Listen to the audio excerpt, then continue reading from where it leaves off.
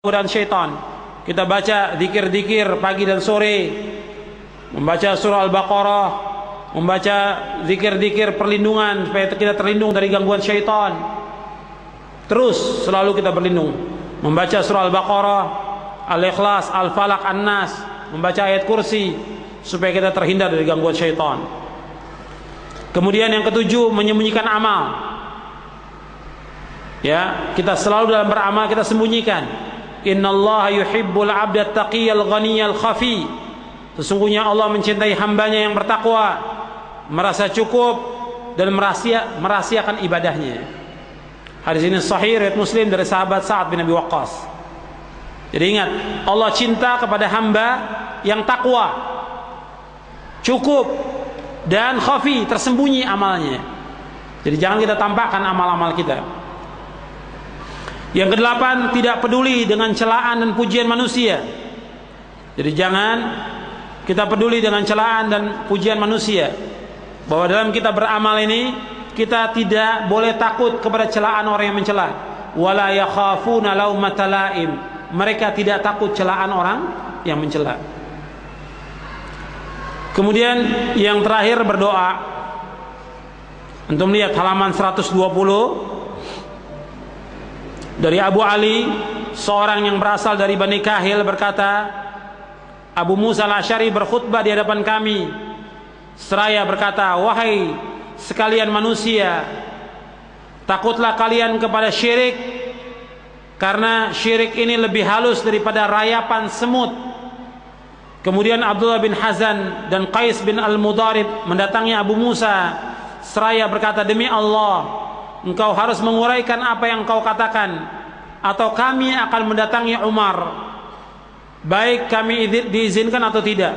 Lalu Abu Musa al-Asy'ari berkata, kalau begitu aku akan menguraikan apa yang aku katakan. Pada suatu hari Rasulullah SAW pernah berkhutbah di hadapan kami seraya bersabda, wahai sekalian manusia, takutlah kalian pada syirik ini, karena syirik ini lebih halus daripada rayapan semut. Kemudian orang yang dikehendaki Allah bertanya kepada mereka, kemudian orang yang dikehendaki Allah bertanya kepada beliau, bagaimana kami bisa menghindarinya, sedangkan ia lebih halus dari rayapan semut?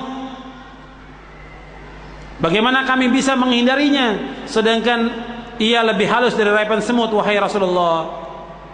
Beliau menjawab, ucapkanlah, Allahumma inna na'udzubika min an nusyrika bika syai'an na'lamuhu wa nastaghfiruka lima la na'lamuhu. Di situ ada yang kurang, kalimat min antum tambahkan. Allahumma inna na'udzubika min an nusyrika bika syai'an na'lamuhu wa nastaghfiruka lima la na'lamuhu. Saya ulangi. Di hadis itu ada kurang kalimat min. Allahumma inna na'udzubika min an nusyrika bika syai'an na'lamuhu wa nastaghfiruka lima la na'lamuhu. Bisa juga lima la na'lam. Itu dua-duanya sahih.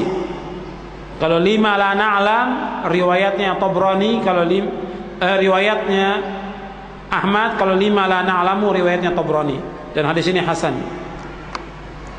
Ya Allah, sesungguhnya kami berlindung kepadamu dari mempersekutukanmu dengan sesuatu yang kami ketahui, dan kami memohon ampunan kepadamu dari kesyirikan yang kami tidak mengetahui.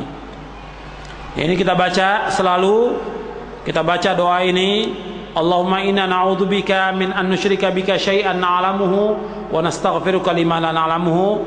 Bisa kita baca dalam sujud, bisa kita baca antara azan dan qomat, bisa kita baca ketika kita sholat di tengah malam, dan setiap waktu, di saat-saat dan di tempat yang dikabulkan doa kita, kita baca doa ini supaya kita terhindar dari kesyirikan. Ya, itu saja yang perlu saya sampaikan. Mudah-mudahan apa yang saya sampaikan bermanfaat untuk saya dan untuk antum sekalian. Mudah-mudahan kita semuanya menjadi orang-orang yang ikhlas dalam beribadah semata-mata karena Allah, dan kita dijauhkan dari penyakit riya, dari ujub, dari sum'ah dan yang lainnya, juga dari sifat sombong. Mudah-mudahan Allah menerima amal-amal kita, dan kita selalu berdoa kepada Allah setiap pagi, Allahumma inni as'aluka ilman nafi'a wa rizqan thayyiba wa amalan mutaqabbala. Dan kita juga berdoa dengan doa yang tadi, Allahumma inna na'udzubika min an nusyrika bika syai'an na'lamuhu wa nastaghfiruka lima la na'lam. Wa sallallahu ala nabiyina Muhammadin sallallahu alaihi wasallam. Yang benar datangnya dari Allah, yang keliru dari saya, dan saya mohon maaf. Wa sallallahu ala nabiyina Muhammadin sallallahu alaihi wasallam, wa akhiru da'wana alhamdulillahi rabbil alamin.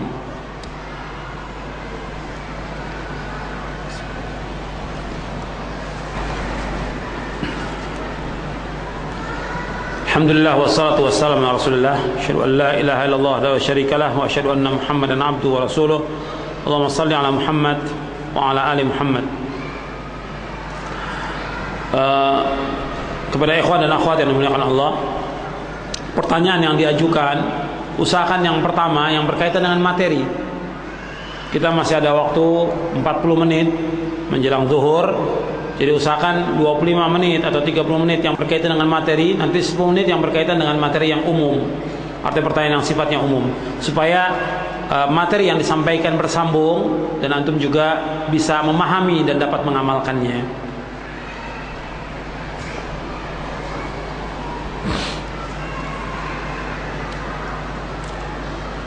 Apa ciri-ciri kalau seorang itu beramal diterima oleh Allah? Kita tidak tahu tentang amal itu diterima atau tidak, kita tidak tahu.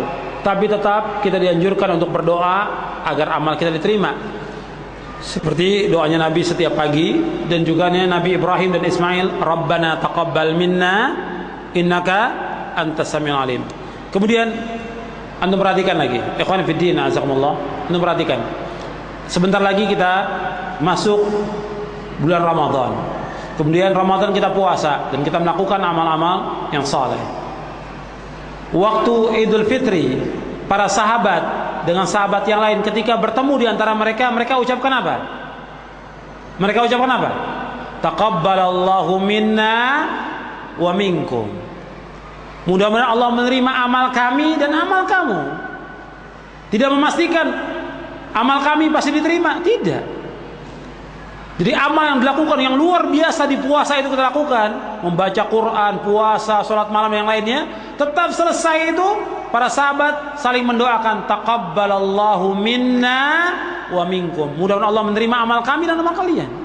Makanya terlalu kita seperti itu. Di antara kita selalu apabila kita melakukan amal soleh, maka kita doakan teman kita, mudah-mudahan Allah terima amal kalian, mudah-mudahan terima amal anda, mudah-mudahan Allah terima amal kamu. Itu yang kita doakan di antara kita. Makanya ketika orang yang pulang selesai ibadah haji atau umrah, kita doakan, mudah-mudahan Allah terima haji kamu, mudah-mudahan Allah terima umrah kamu. Itu yang kita doakan.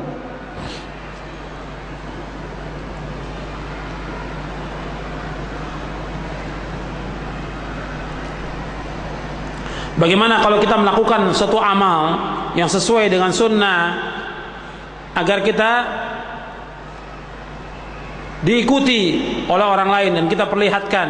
Ya tinggal lihat kepada hati kita. Nah ini harus kita perhatikan. Kalau memang amal itu kita lakukan yang memang jelas bahwa itu sunnah dan memang harus ditampakkan, ya kita tampakkan. Seperti tadi memelihara jenggot, tidak isbal, melakukan salat berjamaah, supaya orang lain juga mengikuti. Yang pertama kita ikhlas karena Allah, dan yang kedua supaya orang lain mengikuti. Atau yang kedua, umpamanya kita melakukan amal sedekah, ada orang-orang yang susah, fakir, kita melakukan sedekah ini semata-mata karena Allah, tapi kita ingin juga bab sedekah ini bisa kita tampakkan, bisa juga kita sembunyikan, tapi kita ingin orang lain ikut membantu orang itu, boleh, tapi tetap kita harus berusaha untuk ikhlas karena Allah. Ya tetap aja kita harus hati-hati dalam masalah ini.